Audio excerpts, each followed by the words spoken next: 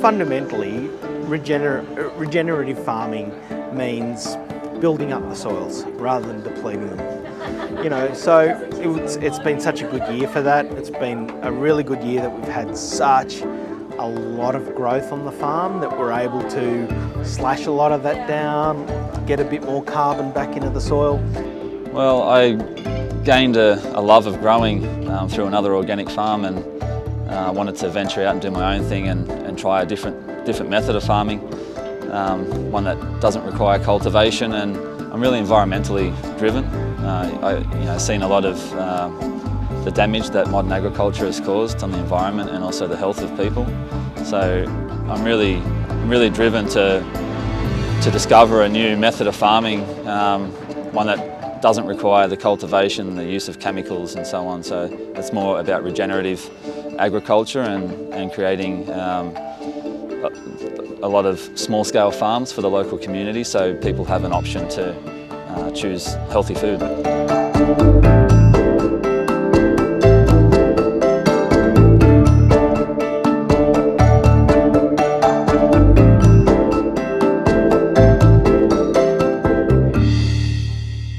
So I'm Amy Hill. I'm fourth generation within the Hill family that does Robertson potatoes. We've been farming in Robertson since 1904. My great-grandmother started selling and growing potatoes. And yeah, then my grandparents and my dad, and now my brothers and I, we're in with the Robertson potatoes. I'm Eilish Maloney. I'm the CEO and founder of the What If Society. We launched 8 months ago. We're a sustainable food-focused co-op, where we only work with sustainable, ethically produced small business owners right here in the Southern Highlands. Duckfoot Farm is one of them, Musset Holdings, Rockway Farm chickens, Hills potatoes, and basically we have a zero waste philosophy, so nothing gets wasted, absolutely nothing. So Robertson is known for its great red volcanic soil and the nice climate. So it's got a wetter climate, which is great for growing potatoes, and that soil just takes in all that moisture and grows fantastic potatoes. But it's really the soil that does it for making great spuds. Last couple of years, it's been absolutely terrible for agriculture generally. We've had 3 years of drought and now 2 incredibly wet summers.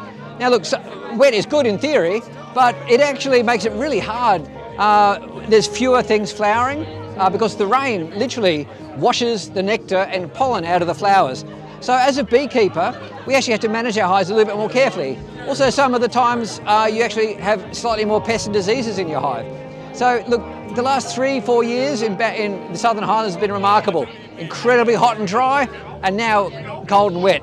But it's funny, your beekeeping, as a person, you start to learn about your bees a bit more, but also it gives me an opportunity to actually help my clients. And I manage other people's hives and help them on their journey about basically running the hives better. And it's funny that the environmental challenges we've faced has actually been incredibly good for beekeeping generally, because everyone's had to learn a bit more.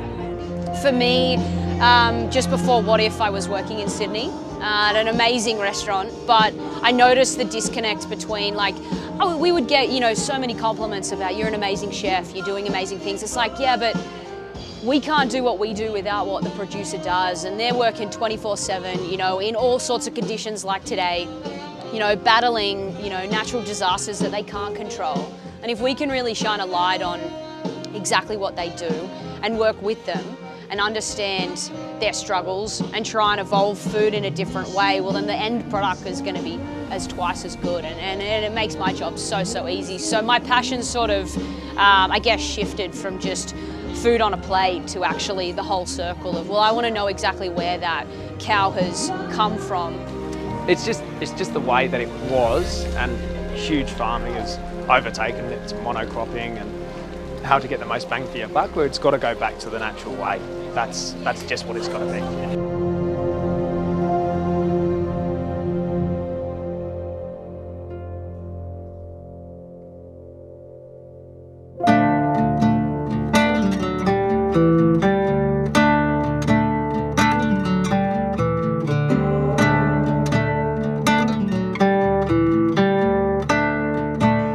Lots of breweries, we had the opportunity as a brewery to source barley and hops and everything from basically around the world. It's typically a global enterprise, but we've made the choice to reduce all the food miles that we possibly can. So across our range, every one of our beers is grown exclusively in New South Wales from a group called Voyager Craft Malt. Those guys are actually making the most sustainable barley grown in the world, and we use that exclusively. On top of that, when the options arise, we do use certified organic barleys as much as possible, which further reduces our carbon emissions down to below even existing. So we're really proud of those kinds of things as well that we're able to do, and as well as lots of other chances that we have. But basically always keeping an eye to that whenever we have an opportunity to do better with what we have, we try to do our best to do it. So Mustard Holdings started with regenerative chicken egg farming, moving mobile caravans around our property, grid patterning the farm, which led us to growing mushrooms. So we grow mushrooms on the grass that the chickens produce, and it's a fantastic way of recycling nutrients. We purchased the property 6 years ago, and we had no idea what we wanted to do. We didn't know that we were going to become egg and mushroom and honey farmers, but we just sort of let one thing lead to another. And it's led us on this regenerative path. It's fantastic seeing the actual benefits to nature, to the actual ground in what we do. The chickens do the most amazing job at refertilising the property, which then flourishes all the native fauna and flora. So it's great to see all of this come to life. I love the Southern Highlands. It's a bit wet at the moment, but I mean the rain's good. No, I mean this part of towns, I buy a lot of pigs, lamb and stuff from down here, so great produce. When your produce is that high quality, that you don't have to work so hard at the end, It makes my job easier. I look smarter, I look better. All I have to do is just chuck a bit of salt and a bit of butter and there you go. We use upcycled airline trolleys to make cocktails using all organic, native and forage ingredients. Sustainability is a big part of what we do. We repurpose, regenerate, recycle. We've upcycled the ants and airline trolleys. So a friend of ours got them when they went into receivership and picked them up, and we put ice wells in. They're super convenient. Roll in and out on wheels, have the glassware neatly tucked inside. We also produce all of our tinctures, cordials, syrups in-house using native wild and foraged ingredients. And we're big advocates for local. We pick everything from around the area, from around here in the Southern Highlands. There's an abundance of tasty fruit that we go around and source off local farmers and pick from the side of the road. You will do anything that I want. There's lots of great beer out there, but some of the things that we really try to do, what brings me to the table as a brewer is the diversity that's found in beer. So anyone that comes into the brewery, I don't promise you're going to like everything, but my job as a brewer is to make sure that at least something blows you away. I think if I was trying to make something that didn't offend anybody, I also wouldn't make anyone particularly happy and they'd call me Tuies. Yeah, some of the best things in life are polarizing, so it kind of has to be that way, and that's what we try to do at the brewery. So lots of diversity. We have a new beer every 2 weeks at the brewery, so always something new and something changing. So. I'm Alex Doughty. I'm the founder of Sohai Spirits. We're based in Bowral, and we're all about the best of the Southern Highlands. We make premium spirits from ingredients grown mostly here in the Highlands. We launched in late 2021, and we are all about living the best of this beautiful part of the world. Well, I think the way to go now is regenerative. Like, we got to start looking after the world, what we've got now, for the next generation, and it tastes better. So where we are in the Southern Highlands, we are blessed to live in a remarkable place. Keeping my bees and having bees in a semi-urban environment, we have amazing gardens all around us. Remember, the bees can forage up to 10-kilometre radius. So if you have bees in the Southern Highlands, basically in any of the villages, you are getting honey that will literally give you a taste of what the district tastes like, because they're going to go to the native forests, they're going to go to the clover, they're going to go to the rose gardens, they are going to go everywhere. When you have honey from this district, you actually get a taste. It's like an art project of what the district tastes like at various times of the year, and it is incredibly different. Look, we've obviously got some great producers in this part of the country, and some amazing produce, some amazing ingredients, and we thought there was space for a premium spirits brand like ours to join those and allow people to live elevated, come to the Highlands, experience the best ingredients from what growers have here. So our vodka's made from potatoes from here in the Highlands. Some of the world's best vodkas are made from potato, and we think ours is right up there. We call that potato crisp vodka. We also have made a beautifully delicate gin we call Garden Envy Gin.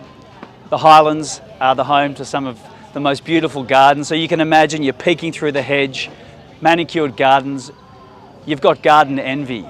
And so that's what our gin's all about. It's about walking into a beautiful Highlands garden, the smells, the tastes, and putting that in a beautiful bottle. We do. We supply sabagos, which are really high in starch, which they use for their vodka, the potato crisp vodka. So that's what, that's what we do in connection with the Sohai product. Yeah.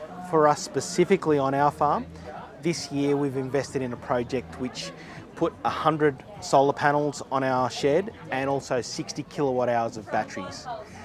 The second part of that is that we're starting to share some of our energy with people like Moon Acres and the Pines at Kiama. So it's about this, it's not only about producing more energy than we're using, which is what we're doing, but it's also about trying to support other producers and making sure that we're all as energy efficient as we can.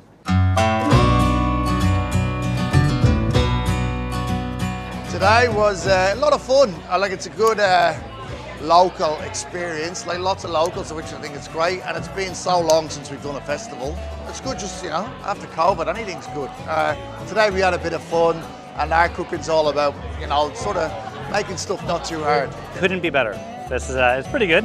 I like the new space. It's pretty cool. I think they've made some changes in the festival design to be a little bit more rowdy, a little bit more festival-like rather than a wine show maybe, and that actually really benefits the brewery quite a lot. So we fit in that position much better. So all of our produce is available through home delivery around the Highlands. We run a subscription service, but also we are at Sydney markets at Bondi and Paddington. And anyone's obviously welcome to stop in at the farm and pick up whatever they like.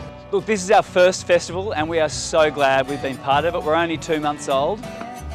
Hugely warm welcome from all our fellow producers, amazing quality, great camaraderie, and most importantly, the public who have come here on a beautiful, somewhat wet, muddy weekend here in the Highlands to taste and drink the best of what we've got down here. Great thing, we'll be back for sure. And it's been a pleasure to be part of it. Today's been magnificent, We've got the weather, we've got the crowds, we've got the mud. It's amazing. Really good turnout on the demo.